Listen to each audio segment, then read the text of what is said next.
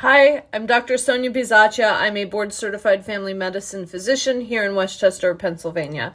And I want to talk about, are you drinking enough water? I get this question all the time. We're in the middle of a heat wave, so it definitely is going to come up this week. And I've gotten this question my entire career. And while there are absolutely recommendations on how much water we should be drinking, it's a little bit more complex. So the recommendations are that women drink 11 and a half cups of water a day and men 15 and a half cups. But there are a lot of things that affect that. So one of the things that I always talk to people about is it really depends on, in part, their diet. So are you someone who eats a lot of starches and proteins? Because you're going to need more water. If you're someone who eats just a ton of raw fruits and veggies, juicy plums, watermelon, cucumbers, you're probably getting a fair amount of water in your diet. So it doesn't mean you shouldn't drink water, but you are getting a lot of water, so that's a good thing. It also really depends on where you live.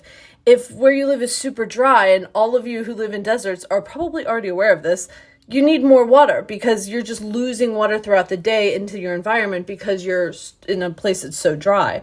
Now, if you're someone who's sweating a lot, you work out, you run, you're someone who gets you lose a lot of water through sweat, you're going to need more water. And electrolytes, which is great because there are all kinds of electrolyte options out there these days. That's really the long and short of it. I mean, water's super important. We all know that. It's good for pooping. It's good for your skin. It's good for all kinds of things. So it is important. But if you're someone who has trouble getting the water in, here are just a few really quick tips and tricks. So you can flavor your water with some fresh fruit or some cucumber slices. If you're someone who's kind of hooked on soda or hooked on juice, please dilute it.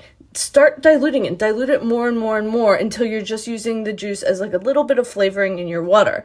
You can tie a glass of water to an activity you do every day. So if you wake up in the morning, you drink a big glass of water, which is always a good thing to rinse your kidneys. If when you brush your teeth, drink your big glass of water. So tie it to an activity to get that water into you. It also helps, I think, to have like a big thermos full of ice and a straw. I think sometimes straws help people get more water in. That's really it. I hope everyone is staying well and staying cool and staying safe. Okay, take care. Bye.